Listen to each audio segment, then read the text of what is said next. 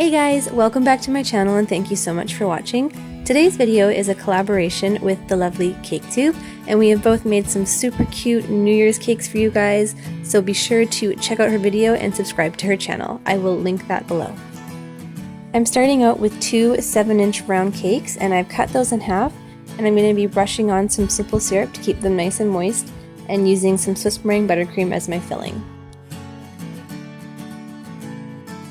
I'm using a small offset spatula to make sure my filling is nice and even, and then once I have all my layers stacked up, I'm going to be applying a thin layer of my Swiss meringue buttercream as a crumb coat before I add my final ice. I popped that in the fridge for about 25 minutes and then applied a very liberal layer of icing on top of that, and I'm going to be scraping most of that away with my bench scraper until the cake is nice and smooth.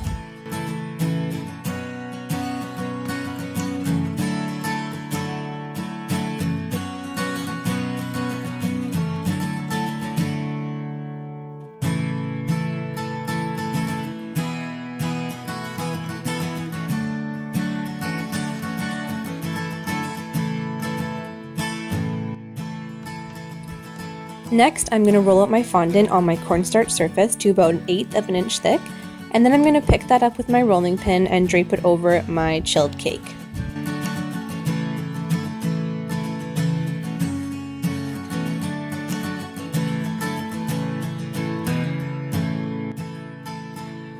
Using my hands and my fondant smoother, I'm going to push all that air out from the top and then just work my way down the sides, pulling out the skirt and smoothing all the way down.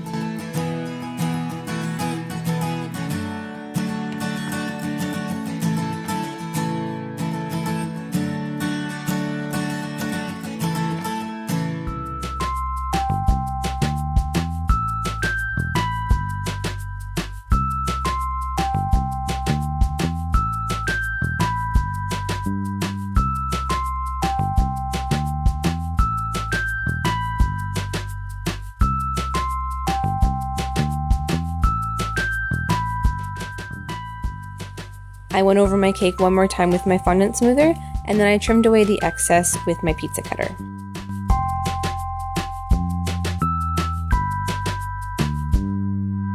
Now, because I want my bottom tier to look like the night sky, I'm going to be painting it using some black food coloring that I've mixed with some clear vanilla extract. You could just cover your cake with black fondant, but I do like the way this looks better, so do whatever works best for you. I did a couple coats of that, and then I let that dry completely before I moved on.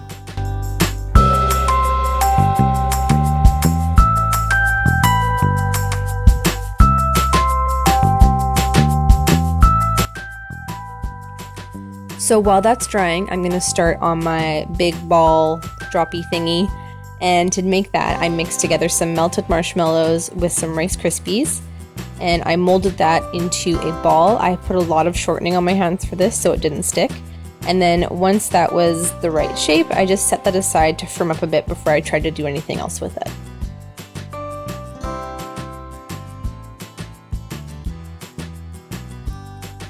When it was all set, I rolled out a thin piece of gray fondant, and then I added just a little bit of buttercream to my Rice Krispie ball just to kind of smooth it out a bit.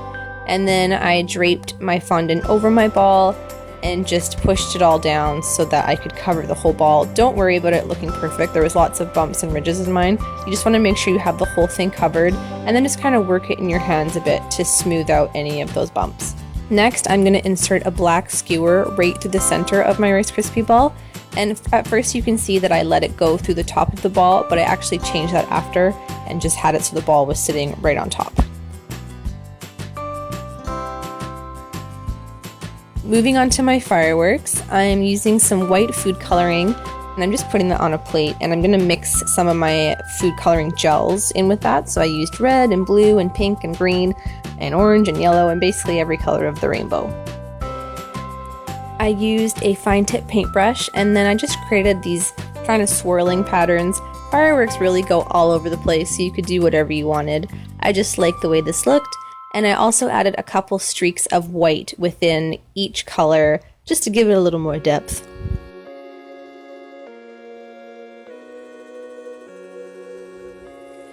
So once I added all my colors, I used the back of my paintbrush and just added some little dots around each swirl, just because if you look at fireworks, you can see the little pieces that kind of fly off and look like pixie dust. And while that was drying, I finished off my Rice Krispie ball, and I'm taking some silver disco dust, and I've brushed shortening all over my fondant covered ball. And I'm just going to be kind of buffing in the sparkles. You don't want to brush it on because it's just going to brush the sparkles right off. Buffing it in really helps everything stick and cover your entire area.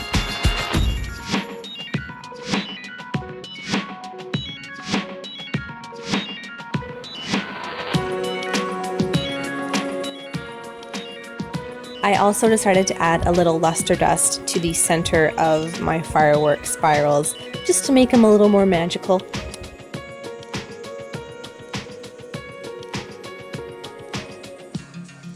For my top tier, I put it together the exact same way I did my bottom, but I'm using 2 5-inch round cakes for this, and I've covered it in a light gray fondant, and I'm just rubbing the whole thing with shortening, and then using some silver luster dust. I'm going to buff that into the entire thing, just so it fits in with my silver theme I'm going for.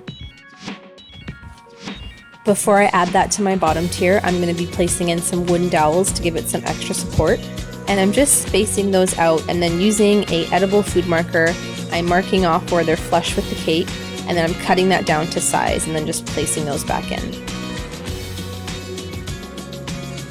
I'm using some piping gel to adhere my top tier to my bottom tier, but you could also use buttercream. And I'm just centering that on the cake, and I just picked it up because it was so light, but you could also use a cake lifter. I rolled out some black fondant balls and added those to the bottom of my top tier, and I just secured those using some more of my piping gel.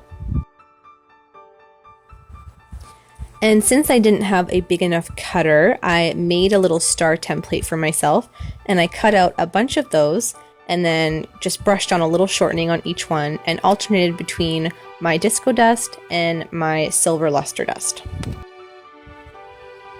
I went ahead and added my ball to the middle of my cake, and then using some stainless steel wire, you could also use floral wire, I'm just skewering each one of my stars.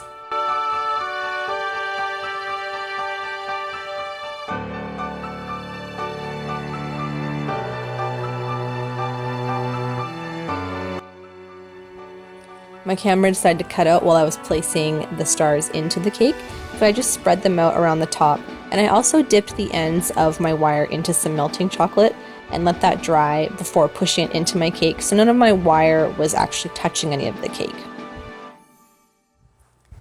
Lastly, I rolled out some blue fondant and then just freehanded cutting out the 2017. You could always just use a stencil. And I wanted to make this a little glitzy as well, so I brushed on just a little bit of my disco dust, not enough that you couldn't see the blue underneath. And then I placed each one of those pieces onto some black fondant to give them a bit of a border. And then I centered those on my top tier, and then I was done. This was the final result. I'm super happy with how it turned out. It's really glitzy and shiny, everything I love in a cake. And it will be perfect for ringing in the new year. I'd like to thank CakeTube again for being so lovely and for collaborating with me, and I'd like to thank you guys as well. Thank you so much for watching, and I hope you have a lovely end of 2016, start of 2017. Be sure to subscribe for new videos every week.